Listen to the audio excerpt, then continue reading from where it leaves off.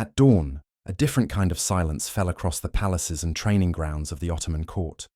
An eerie calm before the machinery of transformation churned into motion. Long before the roar of battle or the faithful's prayer rose, there lived a darker ritual. Children torn from homes, baptized into obedience, molded into warriors whose lives belonged not to blood or birth, but to the Sultan.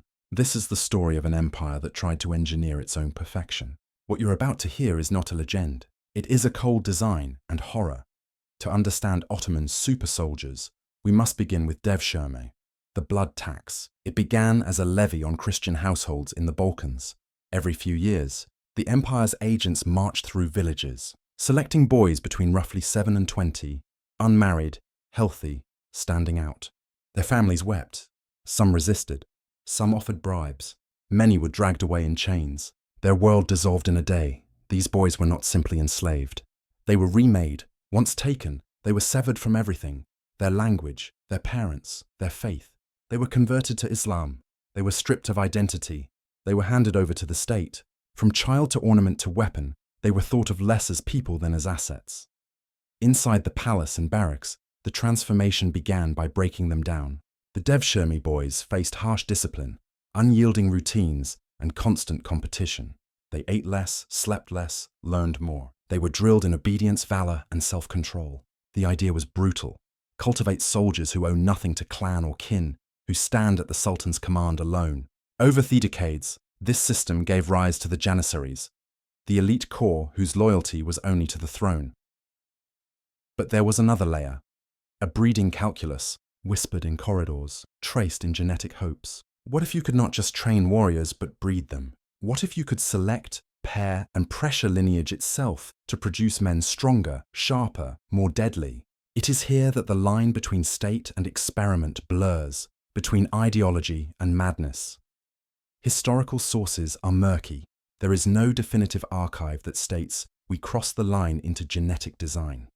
But hints abound. Palace chronicles speak of prized children, of lineage prized for physical vigor or loyalty. Some suggest that successful janissaries' children were favored, that stables of lineage were tracked internally. The ideal of purity, strength, and absolute obedience hung over Ottoman courts like a ghost. Imagine a workshop where boys are weighed, measured, tested. Strength, reflexes, discipline. The weaker phases are weeded out. Those who survive ascend. Then perhaps those fathers are matched with mothers deemed capable of producing more. The offspring are never safe. They are potential material, raw flesh to refine or discard. Each generation, the hope of improvement, and within that hope, cruelty. Yet it was never a perfect machine. The devshirme created men whose roots lay always somewhere else. Their identity was fractured, Christian by heritage, Muslim by law, servants by design. They were outsiders made indispensable. Over time, many rose to high offices. Grand viziers came from the devshirme. The state itself bent around them. Still, the system had limits. Natural resistance emerged, physical, psychological. Mothers would hide their sons, bribe officials, and drone. Some boys rebelled, escaped, converted, or returned to secret beliefs. Morale fractured. Some janissaries over centuries became corrupt, tied to politics and dynasties. The very purity of the system was doomed to falter. By the 17th century, the devshirme process began to decline. Muslim-born recruits were allowed into the ranks, and eventually, the forced levies slowed, then died. The engineered lineages no longer held absolute sway. Power shifted, but the consequences lingered in bones and memory. Now imagine standing in an old hilltop palace, hearing walls whisper of children crying, of hidden indoctrination chambers, of the Sultan's eugenic ambition cloaked as governance. The very idea that human lives could be bred like horses is abhorrent, and yet there it was, all hidden beneath ritual, under the guise of loyalty and necessity. That is where our journey begins. We have peeled back the facade. We have glimpsed the apparatus. Ahead lies deeper horror, how social, political, and cultural forces gave life to this machine. Next, we go inside the training chambers, the laboratories of obedience and power, where flesh was remade and loyalty became flesh's only purpose. Inside the palace walls, the transformation of these boys was not merely physical. It was psychological warfare disguised as education. Imagine rows of young faces staring blankly at dawn drills. Every trace of their former life scrubbed clean. They no longer spoke their native languages. they were forbidden from writing to their families. Even their names were replaced with new Ottoman ones, symbols of rebirth, but really of erasure. This wasn't just about creating soldiers. It was about rewriting identity itself, stripping away anything that could compete with loyalty to the Sultan. The training itself was a brutal mix of discipline, deprivation, and indoctrination. Boys were divided by potential. The brightest and most promising were placed on a path toward bureaucratic or administrative power, to serve as scribes, viziers, and even governors. But the strongest, most resilient, most ferocious were pushed into the empire's deadliest machine, the janissaries. These boys endured physical conditioning that bordered on torture.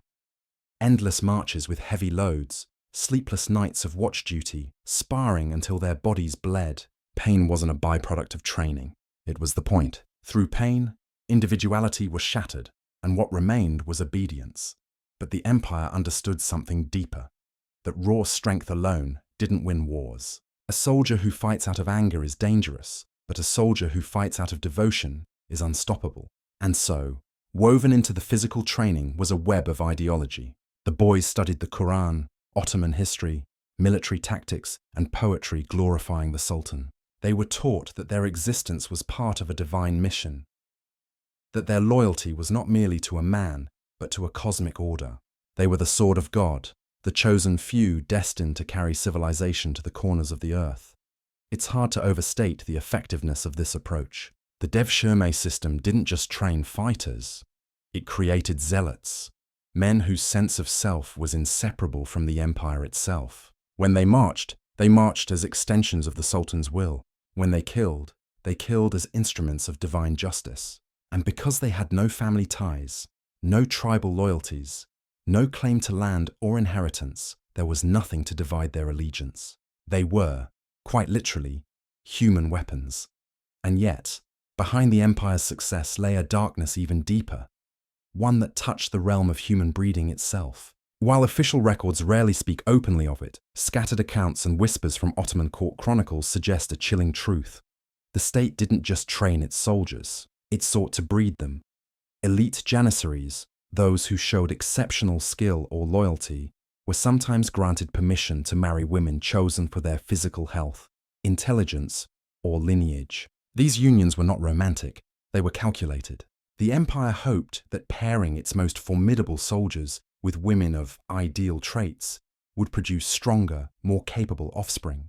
And though the children of janissaries were technically forbidden from joining the corps to preserve the system's outsider ethos, exceptions occurred, especially when those children displayed extraordinary promise. In some circles, this practice became almost ritualized. Certain families in the Balkans, Anatolia, and the Caucasus were quietly marked as desirable genetic stock. Their daughters might find themselves courted by janissary veterans or recruited into palace harems, where their children were raised with the same rigorous standards. Over generations, a hidden hierarchy emerged, a bloodline of ideal soldiers and administrators, cultivated not by chance, but by design. The results were undeniable. Ottoman armies surged across continents, breaking Christian kingdoms in the Balkans, besieging the walls of Vienna, and carving an empire that stretched from North Africa to Persia. European observers were often stunned by the discipline and precision of the janissaries, soldiers who moved like a single organism, whose courage on the battlefield bordered on suicidal. What they didn't understand was that this wasn't natural. It was engineered, yet, like all attempts to control human nature, cracks began to show. Some janissaries, elevated by their status and power, began to question their servitude. Others grew rich and influential, undermining the very discipline that once defined them. Over time, they became a political force unto themselves, powerful enough to depose sultans and dictate imperial policy. The system that once guaranteed absolute loyalty was now producing men who believed the empire owed them obedience. Meanwhile, the social cost was devastating. Entire generations of Christian communities were hollowed out by the devshirme. Parents lived in constant fear of the tax collector's return. Villages vanished, their young siphoned off into the empire's war machine. For some, the devshirme was a death sentence. For others, it was a perverse kind of opportunity, a path to power they could never have dreamed of in their own villages. But even those who rose highest did so at the cost of their heritage. By the 17th century, This experiment in human engineering was beginning to unravel. The janissaries, once the pinnacle of discipline and devotion, had become corrupt and insubordinate. The devshirme, once the empire's secret weapon, was now widely despised and increasingly unsustainable. New recruitment methods replaced it, and the practice of breeding elite soldiers gradually faded into history. But the legacy of that era, of a state that tried to shape humanity itself in the service of power, lingered long after the last janissary fell. And that legacy is not just historical, it's a cautionary tale, because at its heart, the Ottoman experiment reveals a dangerous truth. When a society decides it can design people, when it reduces human beings to tools, bloodlines, and traits, it begins to erase what makes humanity worth fighting for in the first place. But the empire was far from done with its experiments. The next chapter would push this philosophy even further, into the realm of selective breeding programs, controlled reproduction, and the creation of military castes, unlike anything the world had seen before. It's here, in the shadows of the imperial harem and the secret archives of the Topkapi Palace, that the Ottoman obsession with human perfection reached its most chilling form. The Ottoman palace was not just a seat of governance, it was a living organism, pulsing with layers of control, tradition, and ambition. And at its center stood one of the most misunderstood and weaponized institutions in history, the harem. Popular imagination paints it as a playground of concubines and silk-clad seduction. But beneath that fantasy lay a darker truth. The harem was a crucible, not just for royal pleasure, but for imperial power. And it played a disturbing role in the empire's obsession with human perfection. Inside the Topkapi Palace, the imperial harem was a sealed world. Guards at the gates, eunuchs in every corridor. No man, except the sultan and his closest enforcers, could enter. The women within came from across the empire, often captured in raids or sold by desperate families. Some were gifted by foreign powers, others bought for beauty, intellect, or talent. But once inside, all were reshaped. Their language, religion, and names replaced. They were trained in etiquette, music, poetry, and politics, not for themselves, but for the sultan. At the top of this pyramid was the Valid Sultan, the sultan's mother, and below her, layers of concubines, favorites, and potential mothers to future rulers. And just like the devshirme boys in the barracks, these women weren't merely serving.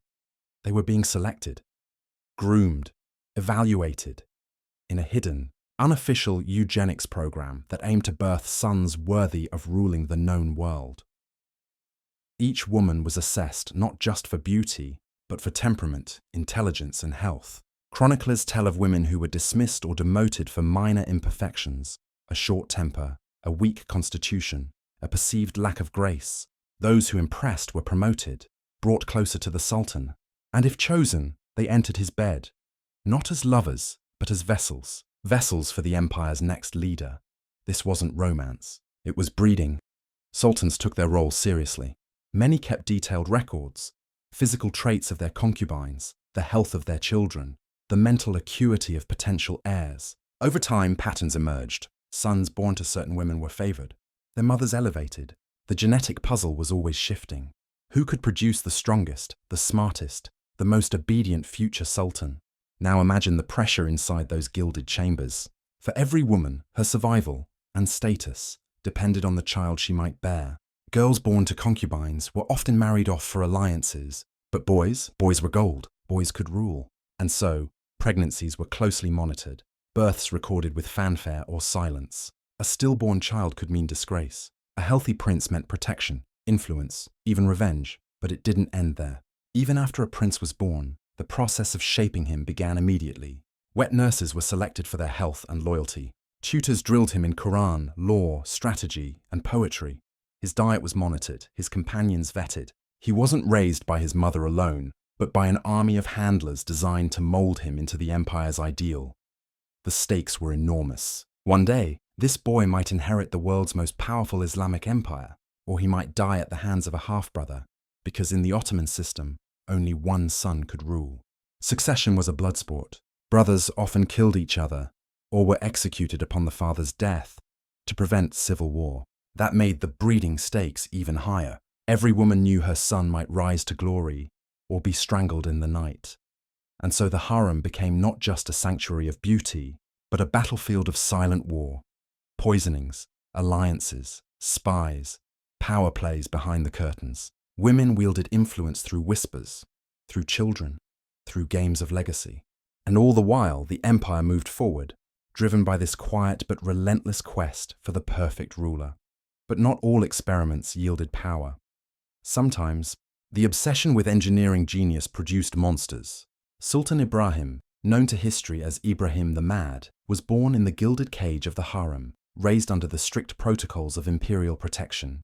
But he emerged broken, plagued by paranoia, emotional instability, and bursts of terrifying cruelty. He drowned his concubines in fits of rage. He handed out orders as if the world were a toy. Some historians believe he was a victim of the very system that sought to make him a god, the product of selective breeding, isolation, and suffocating pressure.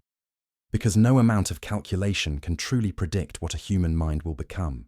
You can groom brilliance, but you can also warp it. And in the Ottoman experiment, that line was often crossed, and the consequences weren't confined to the palace. Across the empire, the ripple effects of this philosophy were felt. Elite military families began seeking ideal wives for their sons. Bureaucrats looked to marry into households known for intelligence or discipline.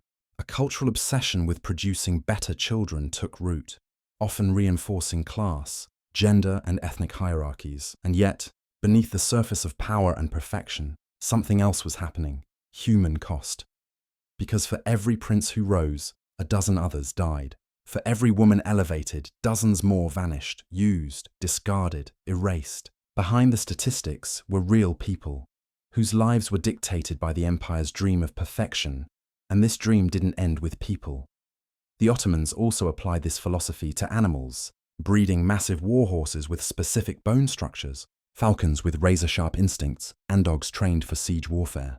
They catalogued results, refined techniques. Their empire was a machine, living, breathing, and always optimizing. But just like any machine pushed too far, the gears eventually cracked.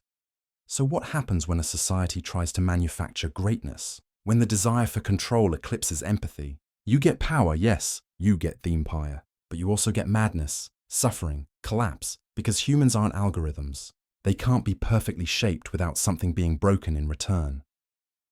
The next part of this story takes us outside the palace, to the battlefield, to the janissary camps, the front lines of conquest, where the empire's engineered creations were unleashed. We'll see what happened when these men, bred and raised to be flawless, faced the one thing their masters couldn't control: chaos. The janissary camps were not just military outposts. They were the living endpoints of a centuries-long experiment. Here, in the mud and blood of foreign fields, the empire's engineered creations took form. These weren't ordinary soldiers. They were precision-built, ideologically calibrated, and ruthlessly disciplined.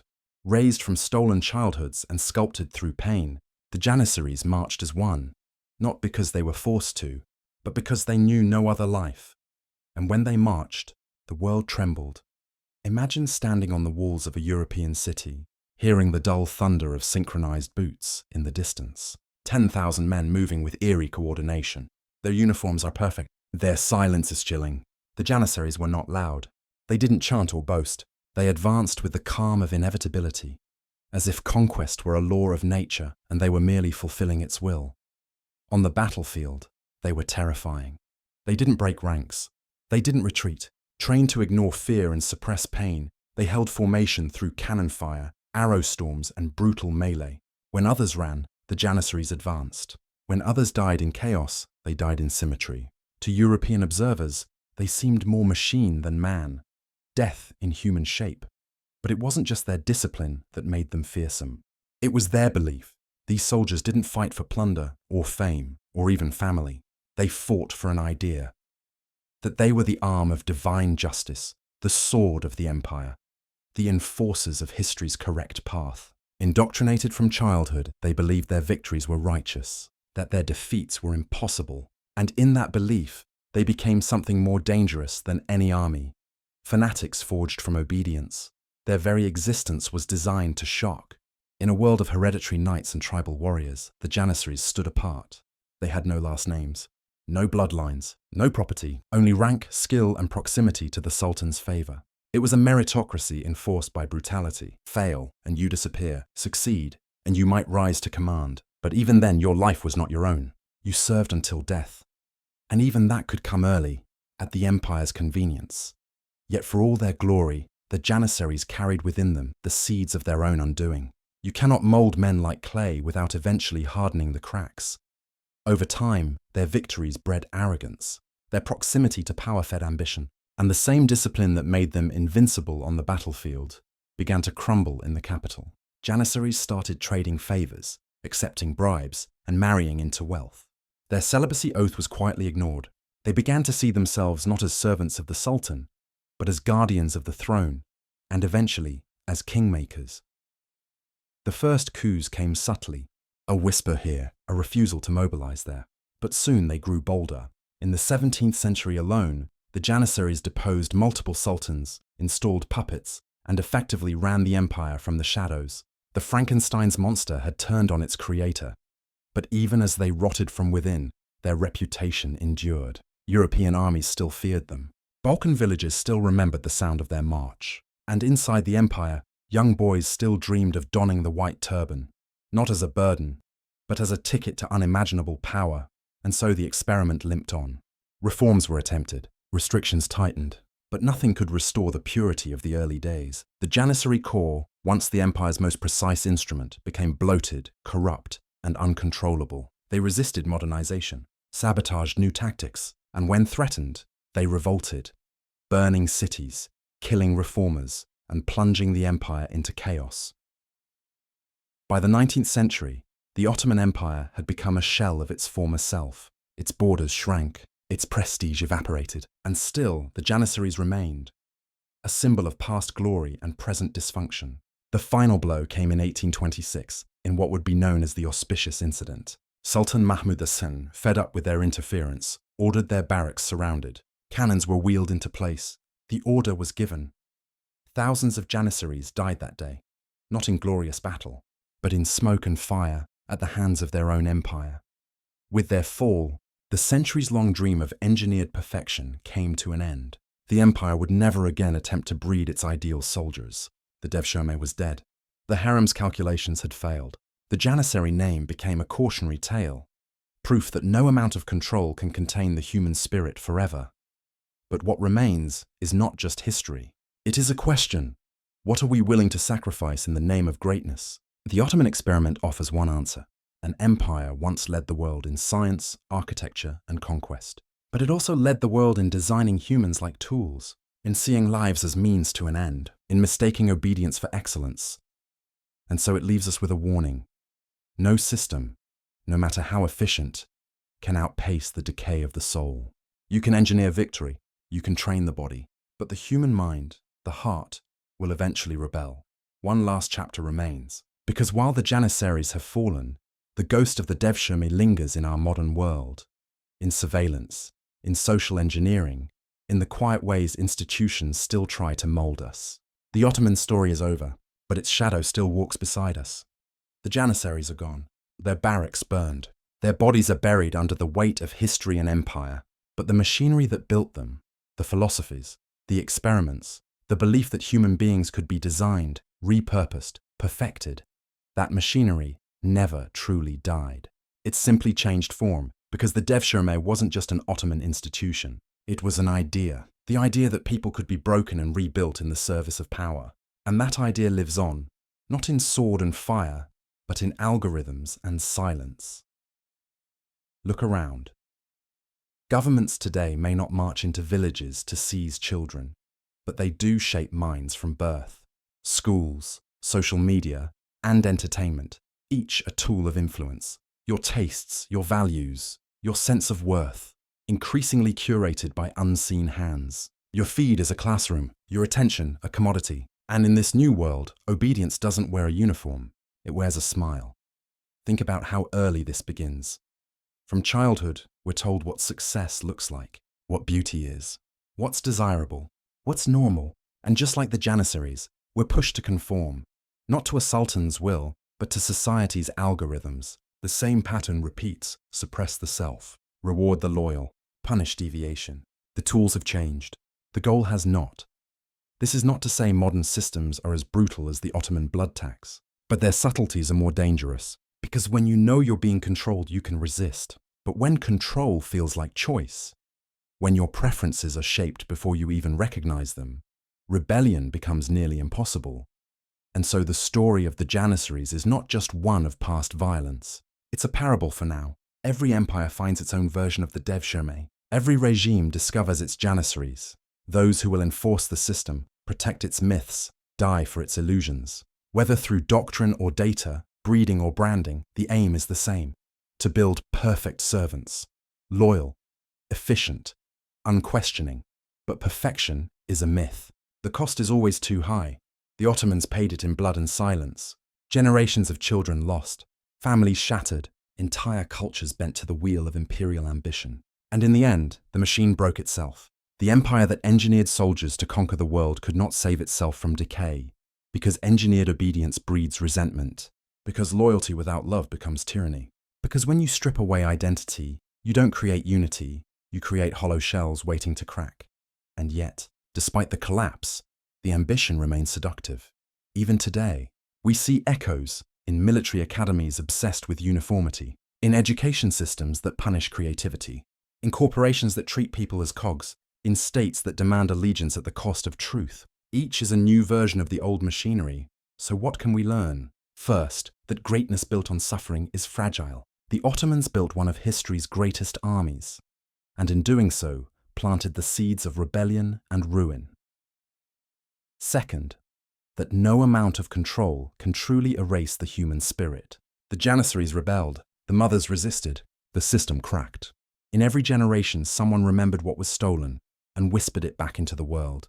And third, that the pursuit of perfection, if unchecked, becomes a prison for those within the system and for those who rule it. You may never stand in a janissary camp or walk the haunted halls of the Topkapi Palace, but the questions those places raise still echo. Who are you when your story is written by someone else? What do you become when your value is measured in obedience? And how far would you go to be free? The Ottoman dream of engineered humanity ended in fire, but its lesson remains, carved into stone, whispered in forgotten languages, buried beneath layers of history. A civilization cannot force its people into greatness. It must inspire them to choose it. So as we leave behind the empire of soldiers who forgot their names, of mothers who mourned in silence, of emperors who mistook obedience for love, remember this: no society can rise higher than the humanity it protects, and no power, no matter how mighty, can survive when it tries to breed away the soul. If this journey into one of history's darkest experiments moved you, leave your thoughts below. Which part of this story, the devshirme, the janissaries, or the chilling legacy of breeding for power, shocked you most? And if you're ready for more hidden truths from the shadows of history, hit subscribe, because this was not the last time power tried to rewrite what it means to be human. The ruins remain, but so do the questions, and they are waiting for us to answer them.